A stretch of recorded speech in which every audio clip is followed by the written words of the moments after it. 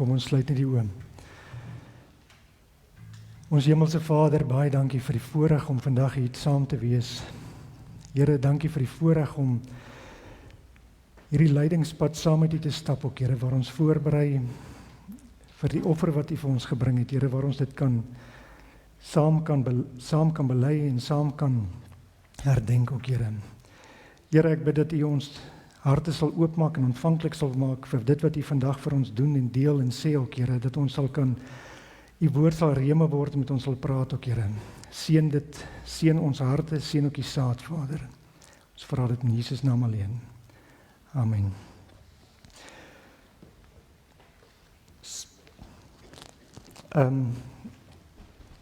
Dit is nogal interessant hoe die Heilige Gees werk. Marley het gepraat van die gremlins, maar ek neem aan, dit was nie regtig gremlins nie. Ek dink dit is die Heilige Gees wat geweet het wat ek wil doen vandag. So die erediens gaan 'n bietjie anders te wees, miskien gaan van julle ongemaklik wees, maar ek wil julle 'n bietjie 'n voorsmaak gee van hoe ons dinge doen in Mosambiek ook. So ek gaan dit probeer om 'n bietjie aan te pas, so 'n bietjie te verander, maar ook om julle net bietjie te wys en te leer oor hoe ons dinge doen. Ons lewe in 'n era waar ons seker die mees selfgesentreerde leefstyl en denke in die mensdom se tyd het. Indien ons rondom ons kyk, gaan alles oor selfgemak. Ons kosse is klaar, ons koop het klaar gaar, klaar reg, dis ripe and ready vrugte. Ons kan nie meer sing sonder as daar nie 'n ding is wat dit vir ons op die bord wys nie. Alles is outomaties, alles werk met knoppies. En indien nie moet dit met 'n remote kan aangesit word. Dit gaan alles oor onsself. Maar tog in hierdie tyd is die enkele konsep waaroor die meeste mense worstel. Is ek goed genoeg? Is ek aanvaarbaar? Het ek wat dit vat? As ons eerlik wees, ek dink elkeen van ons vra hierdie vraag gereeld af. In 'n moderne tyd waar AI, waar al hierdie dinge deel is, gaan ek kan aanpas. Party van ons sukkel, ons is nou weer, ons wat van hierdie kant af kom, net om die Wi-Fi paswoord op te sit en in plekke te kan inlok en goed. Dit is 'n striweling wat ons elkeen mee deurgaan. Dominee Lisna het gevra, ek moet my PowerPoint presentation vir julle aanstuur, en ek het dit met 'n spesifieke rede nie gedoen nie, omdat ek nie kan nie. Ek terg net, maar dit is spesifiek om vir julle te wys hoe mens dinge op ander plekke wys en om aan te pas by die boodskap ook. Vanoggend wil ek 'n geheim met julle deel. Hierdie is nie 'n moderne lewenskou nie, dit is nie 'n moderne striweling nie. Dis 'n eeuoue worsteling. En om hierdie punt te kan staaf, gaan ons moet na die Bybel toe gaan. Ek wil hê ons gaan saam begin om te lees in Lukas 2 vers 41 tot 52.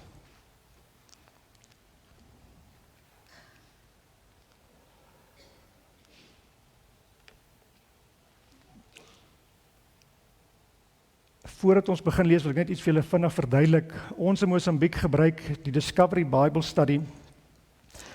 Dis iets wat ons die mense leer, wanneer ons uit die Bybel uit lees, is daar 'n paar vrae wat ons onsself vra, om dit bietjie op te deel, makliker te maak, en ook om spesifieke goeders met ons te deel. So wanneer ons hierdie stukkie lees,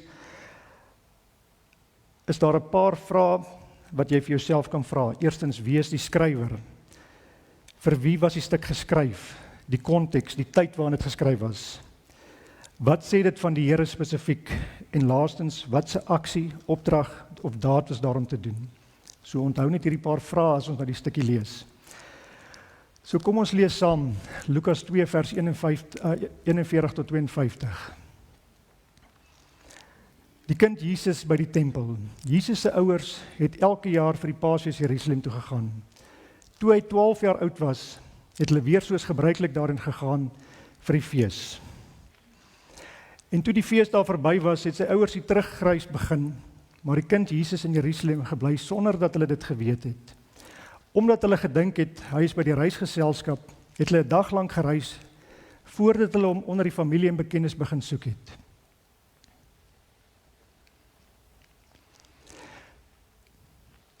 En toe hulle hom nie kon kry nie, het hulle omgedraai na Jerusalem toe op soek na hom. Na 3 dae het hulle hom by die tempel gekry, waar hy tussen die geleerdes sit, en hulle geluister het en hulle uitgevra het. Almal wat hom gehoor het, was verbaas oor sy insig en sy antwoorde. Toe sy ouers hom sien, was hulle verslae en sy moeder sê vir hom, kind, waarom het jy so met ons gemaak? Kyk, jou vader en ek het met angs na jou gesoek. Maar hy antwoord hulle, waarom het julle na my gesoek? Het u nie geweet dat ek in die huis van my vader moes wees nie?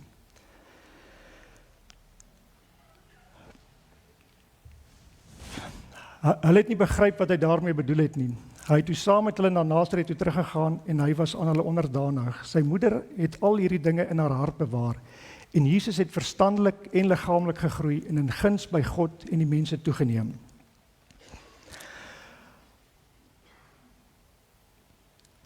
So kom ons gaan terug. Vraag 1. Wie was die skrywer? Lukas. Wat weet ons van Lukas? Wie van julle wil dalk ietsie waag? Ek gaan 'n paar vrae vra, so as jy bang is om vrae te vra, moenie na my kyk nie, want as jy my kyk, gaan ek verseker jou uitwys. Maar dit is deel hoe ons die mense betrek in ons opleiding in Mosambiek ook. Wanneer mense net sit en luister, gaan die woorde in en dit gaan uit. Maar wanneer jy prakties deelneem, soos wat Jesus ook dit gedoen het met sy disippels en die mense waar hy gepreek het, is 'n interaktiewe les. So wie van julle wil waag, wie wil vir my sê, wat weet ons van Lukas? Baie dankie, dis presies die antwoord wat ek gesoek het. Wat sê dit vir ons? Okay. So wat sê dit vir ons om te sê hy's 'n dokter? Ekskuus? Ja, dit is so. Buiten die feit dat hy seker verskriklik lelik geskryf het. Ek weet nie hoe hulle dit sou kon lees nie, want daar was nog nie aptekers wat 3 of 4 jaar moes geswat het om te leer hoe om dokter se handskrif te leer daai tyd nie, maar die rede hoekom dit belangrik is om te weet dat hy 'n dokter was, is omdat Lukas na verskriklik baie detail gekyk het. En sy skrywens het ook na al die detail verwys. Tweedens, 'n stukkie nuttelose inligting wat julle dalk geweet het of nie geweet het nie. Hy is die enkele persoon wat fisies die meeste van die Nuwe Testament geskryf het. Hy was die skrywer van al Paulus se briewe.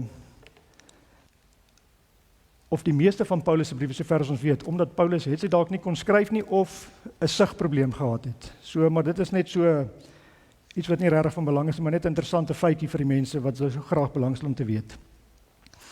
So om terug te kom na die skrifgedeelte, hoekom is die detail belangrik? Veral as ons na die tweede punt, discovery punt moet kyk, vir wie dit geskryf was in daai tyd.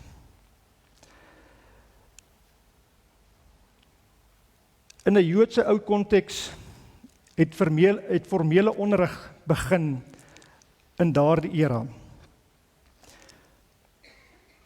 Die onderrig was hoofsaaklik gebaseer op 'n Ou Testamenties, die Torah se leringe. Elke gesin wou gehad het, hulle kind moes 'n rabbi word. Dit was waaroor die onderrig gegaan het.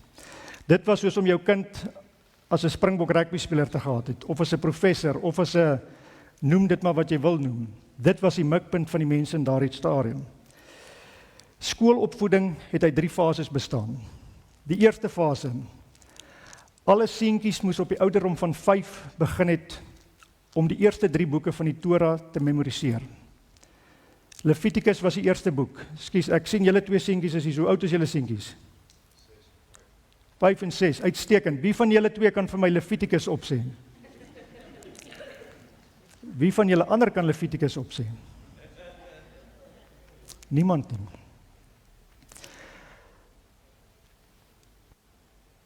Hierdie was die eerste keringsoomblik in elke seentjie se lewe in daai stadium.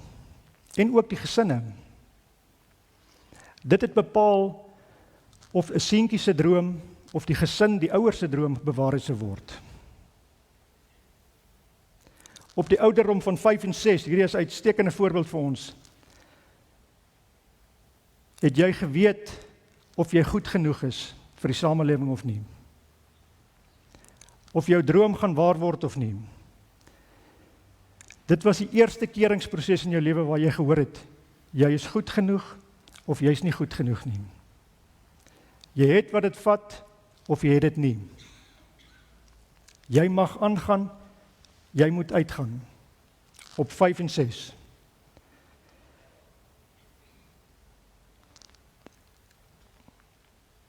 Wat ons sit en worstel, is ek goed genoeg vandag as 'n groot mens? Wat dink jy het in daai mense se gedagtes, se lewens omgegaan om op so jong ouderdom al te hoor, jy is nie goed genoeg nie. En ek kan julle waarborg, nie een van ons kan Levitikus memoriseer en opsê vandag nie, so nie een van ons sou goed genoeg gewees het nie.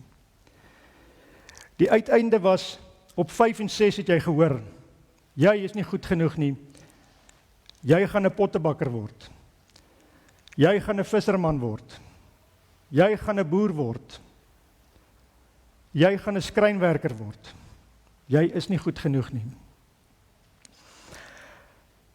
Interessant genoeg, net so ietsie deel van dit was die ouers se werk, die pa se werk, om die ambag vir die kind te leer dan. Daar was 'n gesegde in daai tyd wat gesê het, indien jy jou kind nie 'n ambag leer nie, as ek dit so rofweg in Afrikaans vertaal, leer jy hom om te bedel of te steel.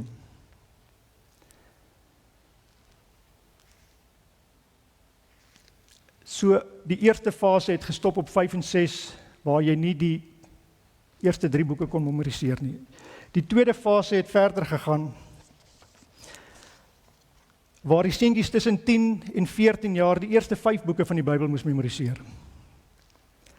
Maar nie net memoriseer nie, hulle moes geleer het om dit te kon interpreteer. Hulle moes geleer het om vrae te kon vra, waar die leermeesters van die dae opgehou het met hulle voorleggings. Die derde fase het aangegaan, na aanleiding van jou interpretasies en die vrae wat jy kon vra, het dit gewys of jy bevoegd is om te kon voortgaan in daai posisie. Die derde fase was basies die beste van die bestes, die top 10 in die skool van vandag, as ons dit so kan noem. En hoekom praat ons nou daaroor? Omdat ek wil teruggaan na die stuk van Lukas toe. As ons teruggaan na daai stuk, sê hulle, Jesus was omtrent 12 of 14 jaar oud. Dit wys vir ons, Jesus het duidelik fase 3 geslaag. Jesus het by almal in die tempel in Jerusalem, in Oxford, in Cambridge, in Harvard, het hy gewys, hy het fase 3 geslaag.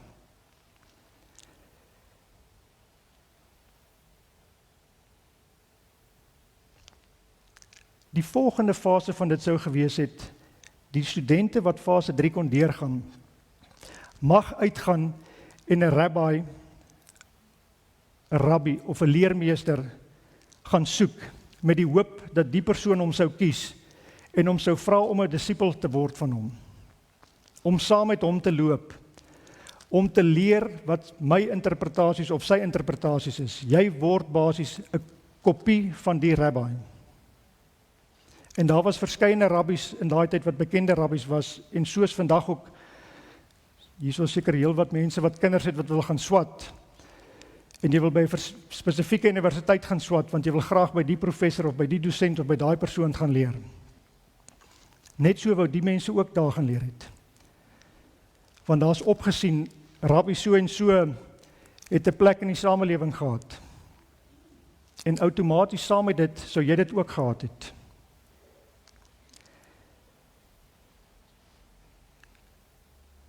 Maar wat interessant van Jesus was, hy het nie 'n rabbi gehad wat hy gevolg het nie. Hy het niemand se kopie geword nie.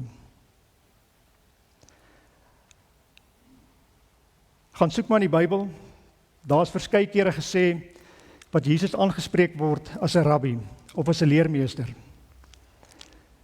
Dis duidelik dat hy deur die fase van onderrig gegaan het, dat hy al die prosesse deurgegaan het, geslaag het, sy gradering gekry het. Ons sien dit nie noodwendig in die Bybel nie, maar in die konteks is die woorde vir ons baie duidelik, dat hy dit gedoen het. Hulle sou hom nie aangespreek het as 'n rabbi nie. Wie van julle het al ooit gewonder, hoe het hy dit reg gekry om voor in die kerk te staan en te kon lees? Wie van julle kon al hier voor in die kerk kon staan en te kon lees het? Dit word nie gedoen nie. Dit was nie in daai tyd gedoen nie. indien hy nie die erkenning gehad het nie, indien hy nie deur die proses was nie. Jesus was 'n erkende figuur, 'n erkende leermeester van sy era. En dit is hoekom hy toegelaat was om dit te kon doen. So, hoekom kyk ek nou na dit? Waar pas dit in met my vraag van ons in die begin? Kom ons gaan terug na die 5 en 6-jariges wat uitgeskop was. Kom ons gaan terug en ons vra vir onsself 'n bietjie. Matteus 4 vers 18 tot 22. Lees dit saam met my asseblief.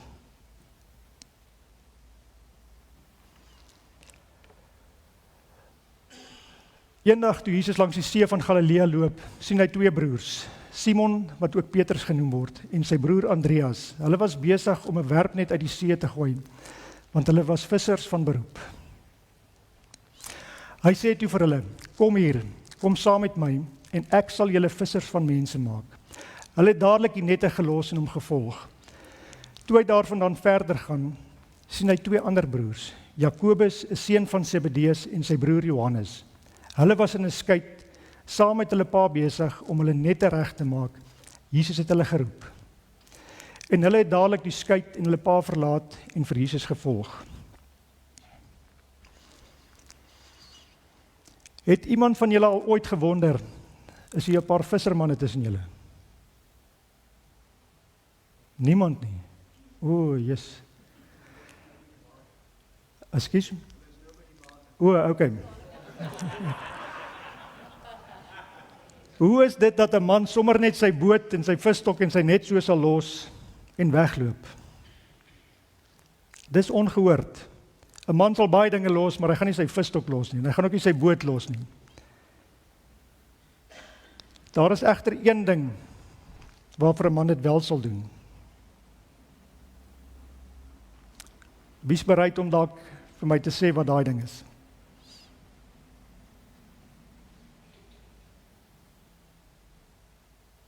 Marley mag dit nie doen nie, sy het klaar geantwoord. Enigiemand anders? Skus? Dankie Jakobus. Die erkenning. Jy's goed genoeg. Jy's goed genoeg. Jy's goed genoeg. Van 5 jaar af het daai seentjies gehoor en geweet hy is nie goed genoeg nie. Hy het nie wat dit vat nie. Maar op daai dag op die strand terwyl hy besig was om vis te vang, het die rabbi van rabbies verbygeloop en gesê, jy's goed genoeg. Jy is gekeer vandag. Jy het wat dit vat. Ek kies jou vandag. Volg my. Net so is dit vandag nog steeds. Jesus sê vir elkeen van julle vandag, ek kies jou. Ek kies jou. Ek kies jou. Jy's goed genoeg. Volg my. Ongeag wat die wêreld sê, jy's goed genoeg.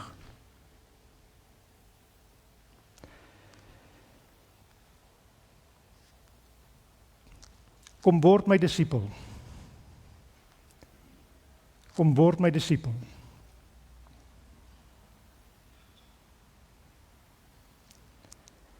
Ek weet baie van julle sit nou en dink, waartoe moet ek gaan? Waartoe moet ek hom volg? Wat moet ek los? Ek kan nie alles los nie. En ja, dit is nie nodig nie. As jy 'n bietjie gaan grawe in die skrifte, daar's baie gedeeltes waar Jesus op 'n skei gevaar het. As ek so vinnig dink, in een van die gedeeltes het hy bietjie uitgevaar en toe het hy gepreek van daar af. Op 'n ander gedeelte het Jesus waar op die water geloop het, die disippels op 'n skei gevaar. Wie se skei dink julle is dit? Wie se boot dink julle was dit? Die kanse is amper 100 dat dit of Petrus of Andreas of Johannes was. Ons het 'n miskonsep wat ons dink hulle het alles gelos en weggeloop vir 3 jaar. Die mense het aangegaan met hulle alledaagse lewens. Om 'n disipel van Jesus te word beteken nie jy gee alles op nie en jy loop weg nie. Dit beteken jy gaan nog steeds aan met jou daaglikse lewe. Dit beteken jy volg hom waar jy is. Ek is 'n doodgewone mens. Ek het landbou gestudeer, ek het geboer. Ja, ek was ook een van daai wat op 6 gehoor het, ek is nie goed genoeg nie. So ek moes ook maar in die lewe ingegaan het, ek kon nie 'n rabbi word nie. Maar ek was geroep om Jesus te volg. En ja, ek is geroep om dit in Mosambiek te doen. Maar ek beoefen nog steeds my passie daaruit. Op hierdie stadium is ons besig om 310 studente op te lei in ons Bybelskool op 11 verskillende plekke. Van ons kerkleiers of van ons leermeesters is hier vanoggend saam met ons. Ons het 'n fabriek waar ons vrugte droog, kokosneute droog. Ons kry ons verhouprodukte van afhangende van die seisoen van meer as 1000 families af. Dit is hulle enigste inkomste. Ons doen jaarlikse landbouopleiding aan tussen 200 en 300 kleinboere. Ek doen dit want dit is eerstens my gawe. Die Here het vir ons elkeen 'n gawe gegee, 'n passie gegee vir 'n rede. En tweedens doen ek dit omdat ek geroep was om Jesus so te volg. Maar ek het in Zenien begin. Ek het by die huis begin. En net so roep hy julle om by die huis te begin. Ek wil begin deur af te sluit. En julle wonder ook seker hoekom my boodskap by die Palm Sondag uit, so ek kom dit nou hierso by mekaar bring. So kom ons lees saam Markus 11 vers 12 tot 14. Hierdie gedeelte het basies vandag omtrent 2026 jaar terug plaasgevind. En ek wil julle weer eens net herinner, onthou om vir julleself die discovery vrae te vra, soos wat ons deur die stukkie gaan, laat dit julle kan gebruik en kan leer en bly dit toepas by julle waar julle Bybel op julleself ook lees. Toe Jesus hulle die volgende dag van Betanië af terugkom, het Jesus honger gekry. Hy sien op 'n afstand 'n vyeboom met blare aan en gaan daarheen om te kyk of hy nie miskien 'n vy daaraan kan kry nie. Toe hy daar kom, kry hy niks nie, net blare, want dit was nie vye tyd nie. Hy sê toe vir die boom, van jou sal niemand tot in der ewigheid ooit weer vye eet nie. Sy disippels het dit gehoor.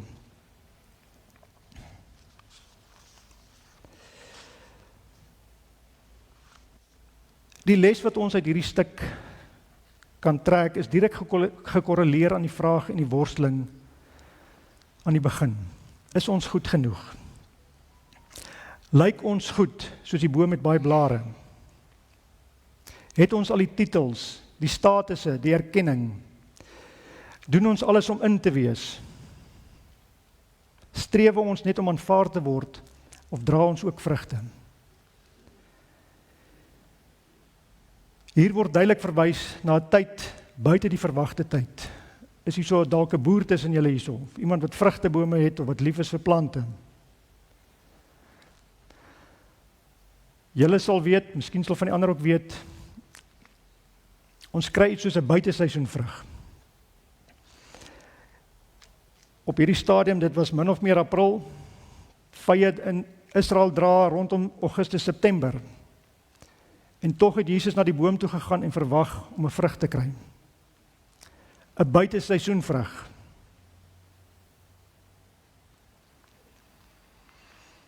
Net so verwag die Here van ons. Dra jy vrugte net wanneer jy by die kerk is? Net wanneer dit verwag word binne seisoen? Of het jy vrugte buite seisoen? Is jy goed genoeg wanneer niemand daar is nie?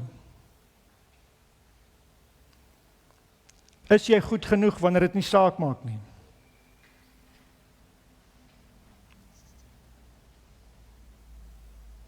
Waar is jy besig om Jesus te volg vandag? Waar los jy vandag jou boot, jou gemaksone? Waar offer jy jou tyd op, jou talente, jou kennis, jou finansies? Waar maak jy vandag 'n verskil? Pieter het vanoggend gevra, die wat gelei is, om te wil help met uitreike en met goed. Pieter, ek is jammer, maar dit is nie die wat gelei is nie. Die Here vra vir ons, waar dra jy vrugte buite seisoen? Ons elkeen word geroep om die Here te volg, om vrugte te dra buite seisoen. Dis nie 'n keuse van of jy voel jy's geroep nie. Jy is geroep. Jesus het jou geroep die dag toe hy gesê het, jy is goed genoeg, volg my. Jy hoef nie ver te gaan nie. Jy hoef nie na 'n ander land toe te gaan nie. Jy begin by jou huis.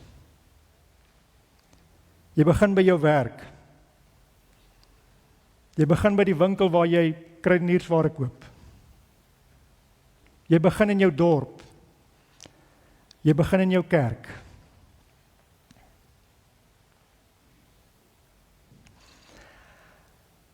Ek wil afsluit deur julle uit te nooi. Nie eintlik uit te daag. Begin vandag 'n verskil te maak. Begin vandag buite seisoen vrugte te dra.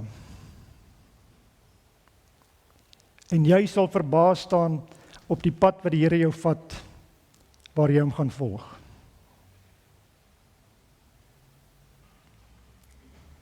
Gaan leef en wys die liefde van Jesus. Dis al. Amen. Here, baie dankie vir hierdie woord. Dankie vir hierdie herinnering. Dankie vir hierdie vermaaning ook, Here. Here, dankie dat ons weet dat ons goed genoeg is. Dat U ons uitverkies het, Here. Dat U ons geroep het om U te volg. Here, dankie dat ons elkeen vandag hier kan sit en kan weet, ons is goed genoeg. Ons is U uitverkorenes, ons is U kinders. Vader, maar saam met dit ook, is dit ons ook weer vandag herinner dat ons moet vrugte dra, Here. Op tye wanneer dit moeilik is, op tye wanneer dit nie verwag word nie. Op tye wanneer dit saak maak. Here, ek bid dat U elkeen van ons sal seën in hierdie dag, Here, waar ons gaan uitgaan en ons lewens gaan lewe, Here, dat ons in U spore sal volg. Here, Heilige Gees, dat U ons sal lei en sal bly roep en sal onderrig, dat ons soos U kan word in ons daaglikse wandelinge. Here, ek besef net vandag weer hoe groot daad dit eintlik is, Here, dat U vir ons gesê het, volg my om soos U te word, in elke stap ook. Here, dankie vir dit.